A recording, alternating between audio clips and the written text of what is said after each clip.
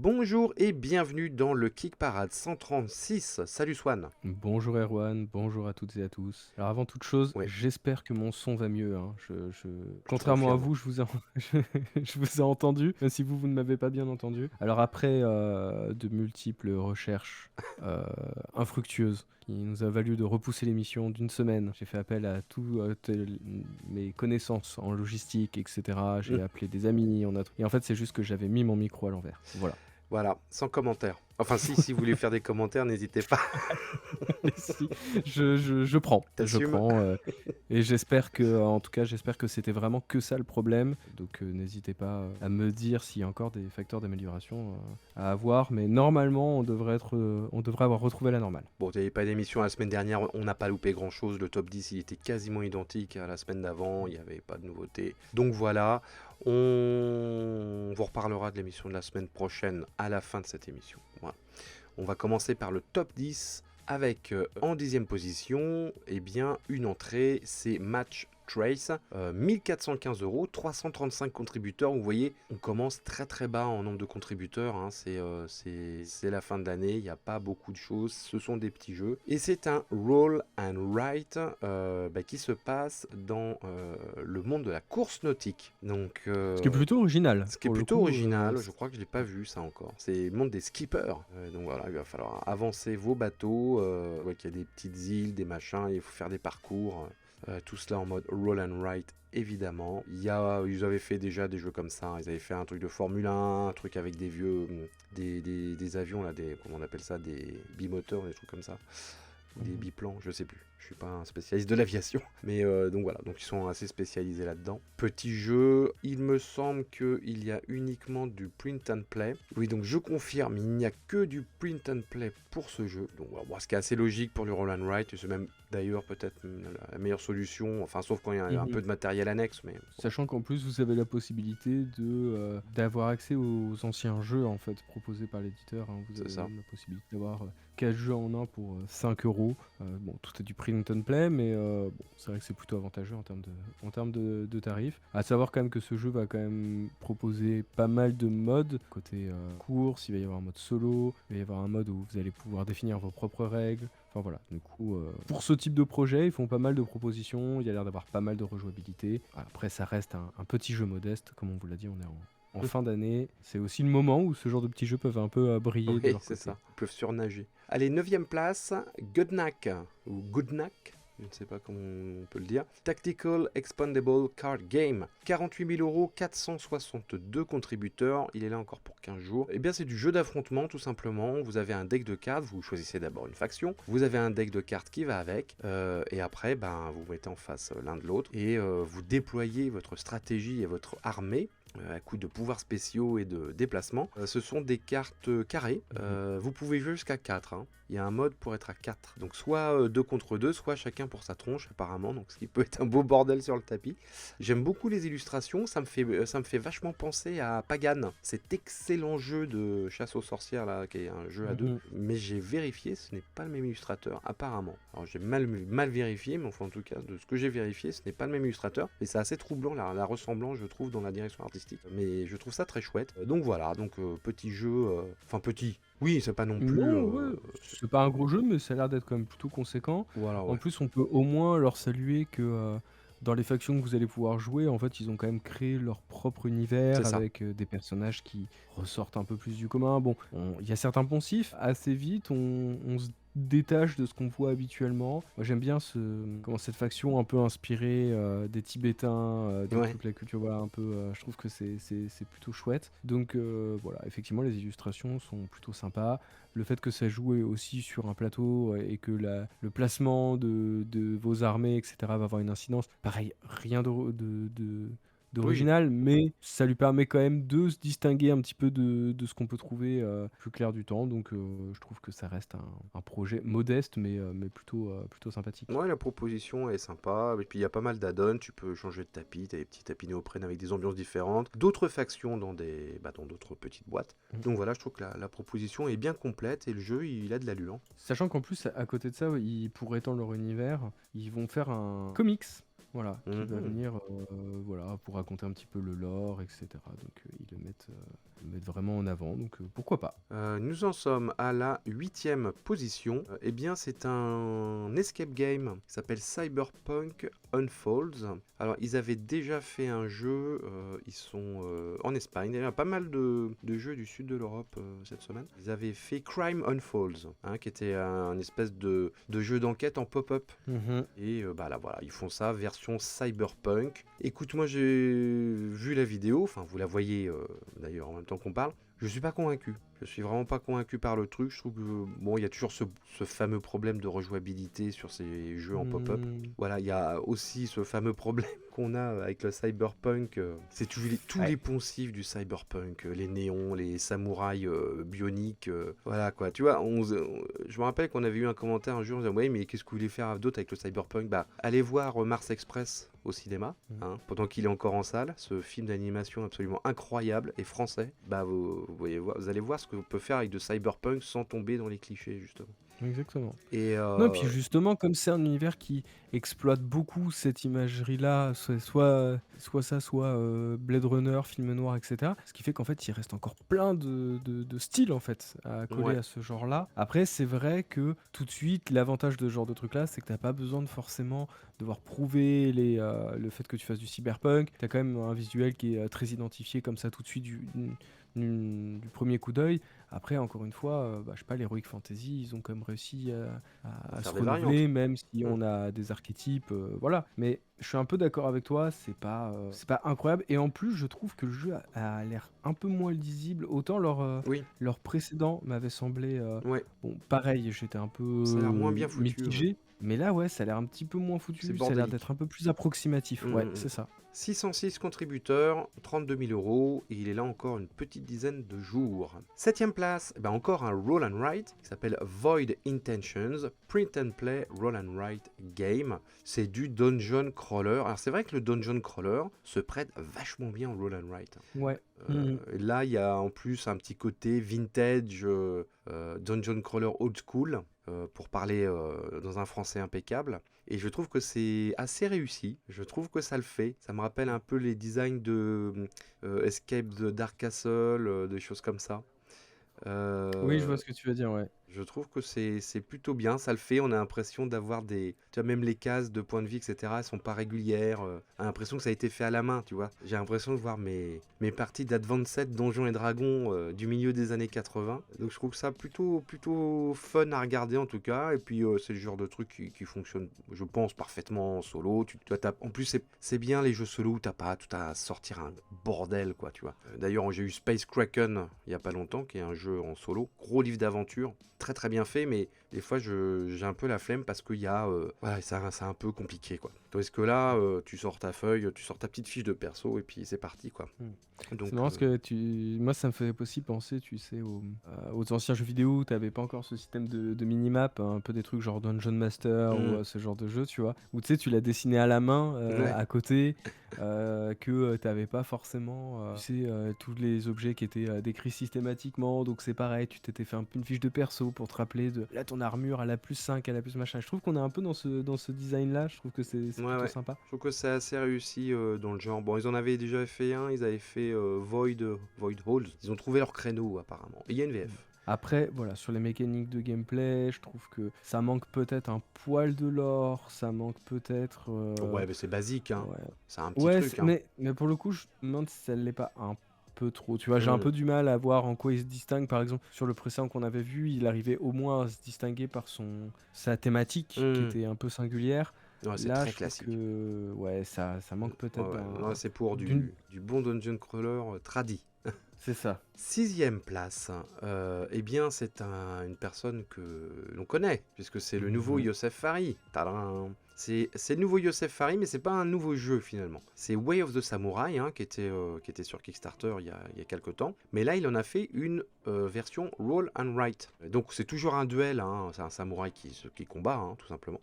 Sauf que là, il est en version Roll and Write, dans un beau petit cahier. Là aussi, c'est pareil, ça a l'air très joli.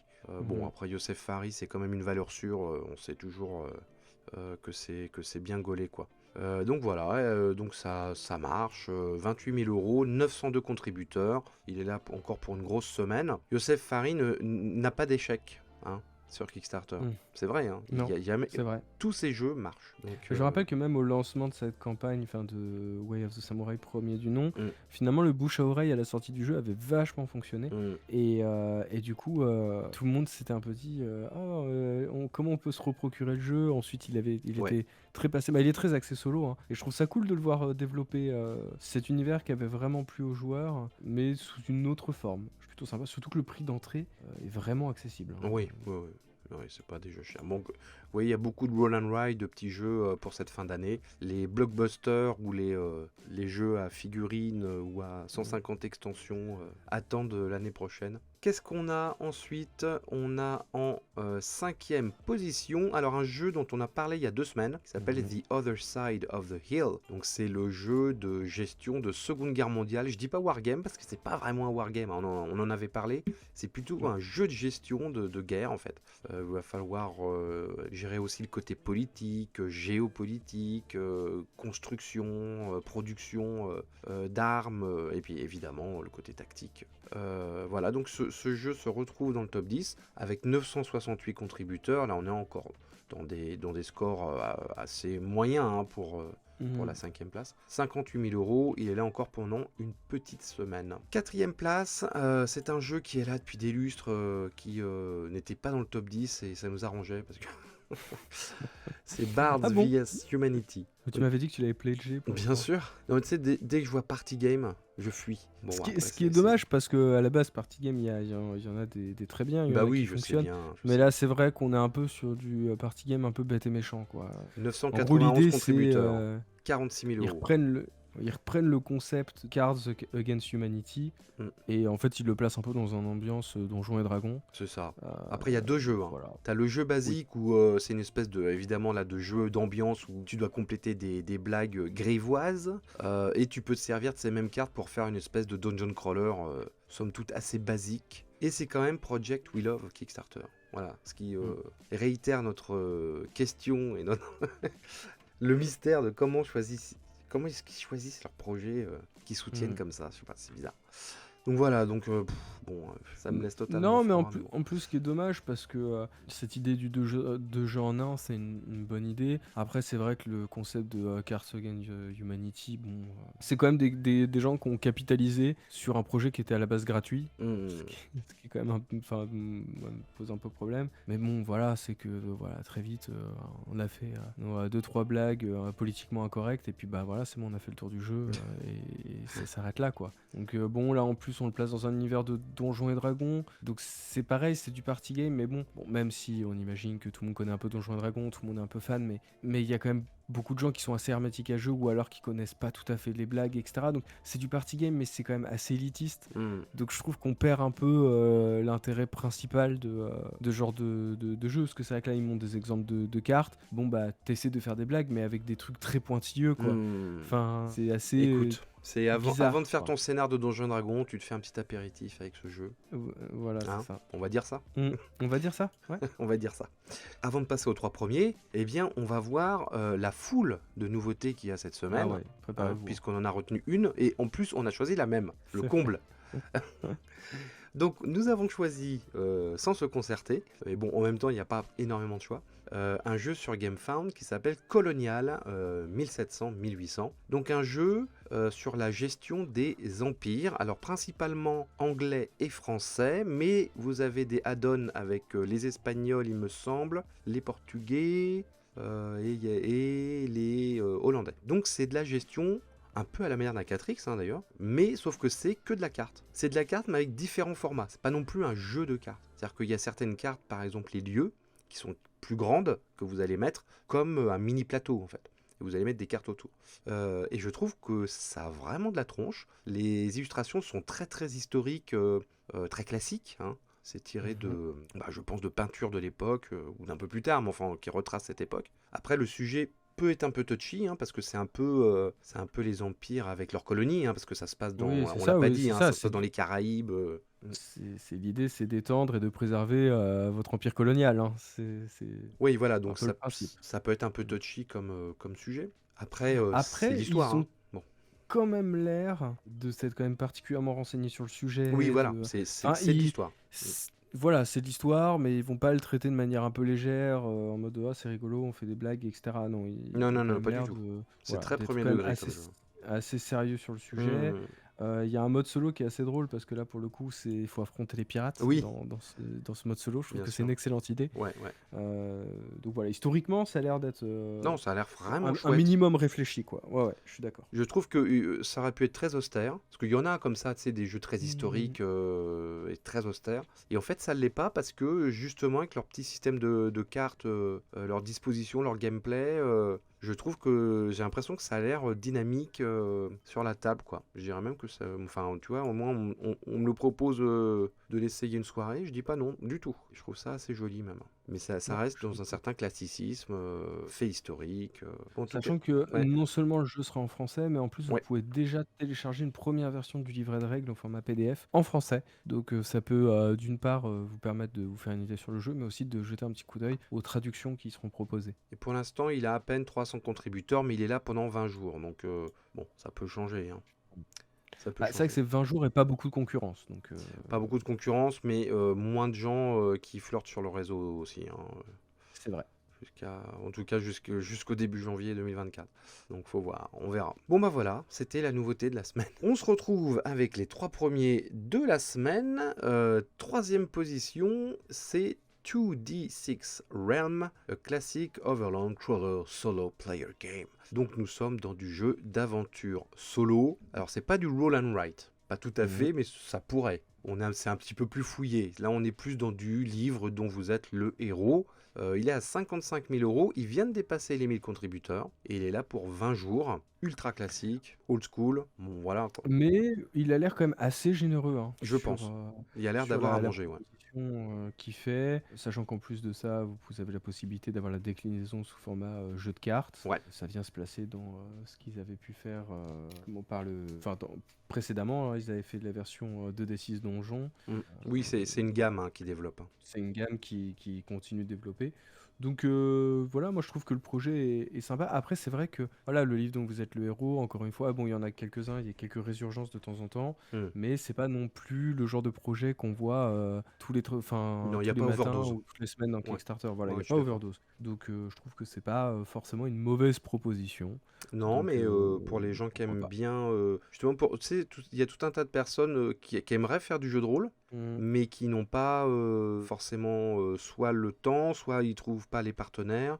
Faire en ligne, c'est compliqué, enfin, etc., etc. Et je suis sûr qu'il y a plein de gens qui sont très contents de se retrouver avec leur petit, enfin leur jeu de rôle solo, tranquille, quand ils peuvent le faire quand ils veulent. C'est pas, voilà, je trouve que c'est plutôt, c'est cool quoi comme système. C'est bien cool. Puis si ça peut amener des gens au jeu de rôle, c'est encore mieux. Exactement. Et puis bon, ça permet aussi de faire une alternative aux jeux vidéo, voilà, Ouais, sous une autre forme. je me Donc non, marre non, moi parce je suis que toujours t'as fini Baldur's Gate? 2 fois, là j'ai attaqué la troisième. Ah le fou. Ok. Fun. Allez, deuxième place. Oui, tu Voilà, veux mais dire en un tout cas, truc? bon, pas de VFS, je trouve ça un peu dommage, Ah parce oui. que c'est Ah vrai bah que là oui, c'est mort si vous ça aurait parlez été pas anglais, ouais. ça aurait été un petit peu cool d'avoir une version française pour ce type de projet. Carrément. Deuxième place, Party Panda Pirates. 95 000 euros, ont presque 2000 contributeurs. Wouhou! Il est là pour un peu moins d'une semaine. Alors là, c'est pas du tout comme le jeu sur GameFound. Là, on n'est pas dans la véracité historique, hein. On est dans le jeu fun avec des figurines très cartoon. D'ailleurs, c'est eux Comment qui avaient... ça? Les pirates n'étaient pas des pandas? Alors là, Mais tu sais, c'est eux qui avaient fait le jeu sur les dodos, avec les dodos. oui, Tu vois, ouais, donc qui ils font sont un toujours des trucs spécialiste, assez spécialistes de ce genre ouais. de trucs. Et l'originalité, bon, c'est un jeu de pirate où il va falloir vous fighter pour prendre des trésors, hein. En gros, c'est ça. Sauf que l'originalité, c'est qu'en fait, il n'y a pas vraiment de règles du jeu, parce que c'est plein de mini-jeux. Vous avez un QR code sur la carte qui vous amène une vidéo pour savoir comment on joue au mini-jeu. Moi, ça me parle pas du tout, mais Non. je salue quand même l'audacité, on va dire, de faire un système comme ça. Voilà. Il y a un petit côté, ouais, Mario Party Oui, c'est ça. dans ce type de jeu. Donc pourquoi pas, hein, Ouais, pourquoi pas, hein. mais je me demande si. Enfin, en tout cas, ça doit faire ses preuves. Oui, Je vais voilà. pas commencer Faut à tester. dire que c'est pas bien, c'est machin, etc. Non, faut tester. Il y a un concept, mais c'est vrai que c'est assez singulier.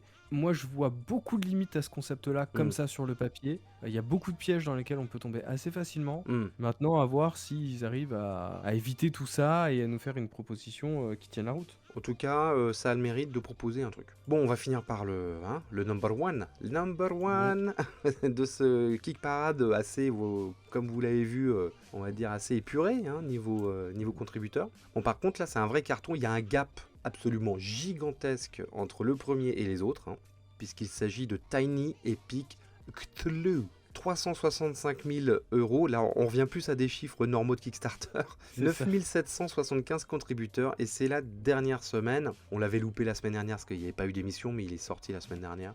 Il y en a combien des Tiny Epic? 20? Une vingtaine? Une bonne vingtaine je pense. Il y en a une bonne vingtaine. Et Ouais, c'est vrai, ouais. Ils ont c'est fait vrai toutes qu'ils les avaient thématiques. ouais, il leur manquait Cthulhu. Voilà, c'est Ah fait. ouais, en plus t'as pas de droit d'auteur à payer, c'est magnifique. Incroyable. Donc, vous l'aurez compris, la gamme Tiny Epic s'attaque au monde de Lovecraft. Donc, il va falloir se débarrasser, enfin, purifier une ville des créatures Lovecraftiennes et faire reculer le grand ancien pour le renvoyer dans sa dimension. L'attrait central du jeu, c'est une espèce de... Comment on appelle ça, un truc qu'on tourne là. Non, j'ai oublié le nom. Voilà, je suis De vieux. roulette? Hein? De roulette? Oui, la petite roulette là, avec une tentacule qui Ouais, remplace ouais. l'aiguille. Donc c'est plutôt fun. De toute façon, alors c'est marrant parce que j'ai essayé Tiny Epic Dungeon il y a 2 semaines. C'est notre camarade Fred en mode solo qui me l'a fait essayer. C'est ultra efficace, super efficace. Bon, ils ont fait leur preuve, hein, contrairement aux autres d'avant, les Tiny Epic.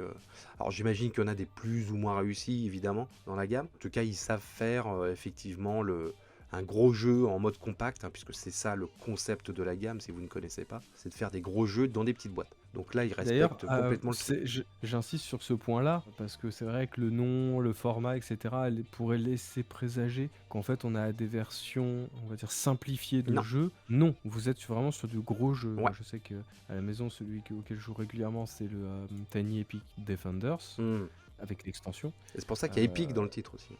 Mais ouais, Tiny Epic Defenders, c'est des parties de 1h30, 2 heures. C'est pas... voilà, il y a des règles, qui peuvent être assez denses, etc. Donc ne vous laissez pas avoir par le matériel, ça reste quelque chose qui peut être assez lourd comme en type de jeu. Le Tiny, c'est pour le matos, le Epic, c'est pour le gameplay. Hein. Je crois qu'on peut résumer ça comme ça. C'est très bien résumé. D'ailleurs, je pense que ça va devenir leur nouvelle tagline. On va leur envoyer des t-shirts. Donc voilà, Tiny Epic Cthulhu, c'est une gamme qui cartonne. Lovecraft, c'est toujours à la mode. Hein. Donc voilà, il n'y avait aucune raison que ça ne marche pas. Et c'est vrai que le jeu a l'air rigolo. Alors, il n'y a rien d'original. Hein. Vous êtes dans une ville qui est envahie par des monstres. Vous avez un grand ancien. Vous avez des enquêteurs. Vous avez évidemment votre jauge de santé mentale. Enfin, vous avez absolument tous les codes de Lovecraft, de l'univers de Cthulhu dans ce jeu. Mais bon, je pense que c'est ce que les fans veulent aussi. Hein, ils veulent pas non plus... ils veulent retrouver des marques, des codes dans cet univers et ils y sont. C'est vrai. Après, bon, moi, comme toujours, c'est que je me dis... il y a tellement de choses qui ont été faites autour de Cthulhu. Pour le coup, il y a des trucs qui fonctionnent, il y a des choses qui fonctionnent un petit peu moins. Là, c'est sympa, mais ouais, ça manque peut-être d'une mécanique un peu plus identifiable, si ce n'est le format du plateau, quoi.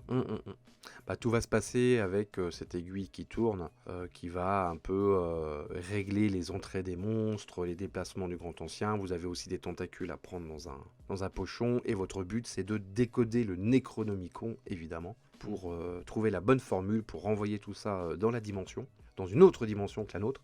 Donc voilà, c'est un peu un jeu de course et de tower defense quelque part. Voilà, bon, en tout cas, ça cartonne. C'est le succès de cette fin d'année, hein, puisque nous sommes mi-décembre. Je pense pas qu'il y aura de concurrents d'ici le 1er janvier 2024. En tout cas, ils ont très bien choisi leur date. Tout à fait. Et à noter quand même quelque chose d'assez singulier sur sa campagne que je trouve assez cool. Je sais pas s'il l'avait déjà fait sur la précédente, mais j'en ai pas le souvenir de mémoire. C'est qu'il vous propose en fait de ce qu'ils appellent skip the rulebook, donc passez-vous du livret de règles. Et en fait, on passe par une application sur le téléphone qui vous fait faire en fait une mise en place et on va dire une première partie un peu didacticielle pour vous permettre en fait d'apprendre les règles au fur et à mesure par le biais de l'application. Pourquoi pas? Je trouve que ça peut être une option qui est assez sympa, ne serait-ce que pour se remettre les règles comme ça vite fait quand on doit accueillir quelqu'un et qu'on n'a pas joué au jeu un petit moment. Et même pour la mise en place, je trouve que finalement c'est une bonne idée en fait d'avoir cette application qui dit ah vous mettez tel truc, ensuite vous placez tel machin. Ouais, Je c'est trouve bien que ça ça. mériterait presque de faire une application à part entière en Ouais, fait. ouais. Inscrire deux trois Une jeux de initiation. plateau et puis en fait faire juste C'est une, comment oui, comment mettre en place de manière optimisée votre jeu. Je trouve c'est que une c'est une bonne idée idée. d'application, ça. Oula, Ouais, attention, hein. clairement. Oula, nous on n'est pas Startup Nation, mais s'il y a des Startup Non, mais Nation ouais, mais qui d'ailleurs, nous écoutent, il y a peut-être une idée à prendre. allez-y, je vous l'offre. Bon, eh ben écoute, voilà, on a fait le tour déjà, c'était assez rapide. Donc la semaine prochaine, on vous fait une petite émission spéciale, parce que je pense que le top 10 sera dans un triste état, donc c'est pas la peine. On va faire un petit bilan des campagnes de cette année, hein, de voir un petit peu ce qui a marché, ce qui était bien, voilà. Et puis on va choisir un petit peu de campagnes qu'on attend en 2024. Et puis si vous avez des questions pour l'émission, voilà, par rapport à la mission, Oui. sa fabrication, j'en sais rien. Oui, ou même si vous avez des suggestions. Voilà, des l'année dernière, suggestions. il y a des choses qu'on a pris en compte. Bon, il y en a d'autres, forcément, on est un peu limité par Bah, le on est format, par obligé le de, temps, bien etc. sûr. Donc, on peut pas tout accepter, mais en tout cas, on est bien évidemment ouvert aux propositions. Donc, voilà, n'hésitez pas à nous poser vos questions, plutôt, on va dire, plutôt ce week-end, début de semaine. Celle Ouais. d'après, on n'aura pas forcément le temps, parce que je pense que l'émission, on va la faire quand même assez tôt dans la semaine, le temps de te laisser le temps du montage, etc. Et oui, je pense que c'est important. C'était une année assez charnière. Il s'est passé beaucoup de choses dans le monde du jeu plateau et particulièrement dans le monde du jeu plateau participatif. Donc je pense que ça vaut le coup effectivement qu'on fasse ce petit bilan et puis qu'on se projette un peu sur l'année prochaine pour voir qu'est-ce qui nous attend. Sachant que à titre personnel, toutes les campagnes que j'attendais cette année ont été un peu décevantes. Ouais, c'est parce que t'es un pisse-froid, voilà. Ouais, ça doit être ça, ouais. Ou Ouais, alors ouais, t'es ouais, je complètement pense ça. obnubilé par Baldur's Gate, donc tu trouves tout Ou alors, fade. ou alors Ça- un peu faux, ou alors un peu pauvre aussi. Ah oui, bah ça doit être Ça a ça aussi. été un peu- Mais enfin bon, on va pas trop Bonne vous spoiler sur réponse de l'émission de l'année Ginette. prochaine. Voilà. Mais voilà, on vous fait une émission un peu comme à notre habitude, un peu pour conclure cette année. Merci à tous et puis je vous dis à la semaine prochaine. Yes, jouez bien. Ciao, ciao.